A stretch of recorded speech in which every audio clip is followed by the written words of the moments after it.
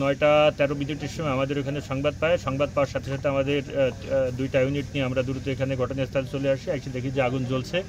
আমরা আগুন নির্বাপনের জন্য দ্রুত কাজ করছি এবং দ্রুত আগুন নিভে আসছে। এখন ড্যাম্পিং কাজ চলছে।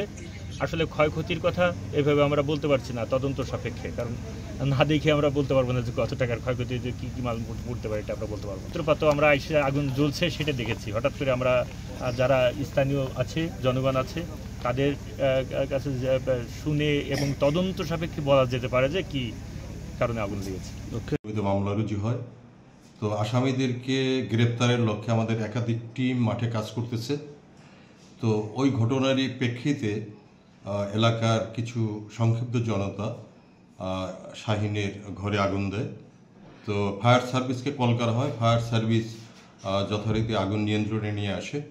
ওখানে পুলিশের উপস্থিতি এবং এলাকার শান্তিপ্রিয় জনগণের সহায়তায় তো আশেপাশের যাতে লোকজনের বাসাবাড়ির ক্ষতি না হয় সেটা আমরা নিশ্চিত করি। আগুন বর্তমানে নিয়ন্ত্রণে। আর সুরুজ হত্যাকাণ্ডের ব্যাপারে আমরা আসামি গ্রেপ্তারের লক্ষ্যে একাধিক টিম বাহিরে অবস্থান করতেছে। আমরা আশা করছি অতি সত্বর আসামি গ্রেপ্তার হবে।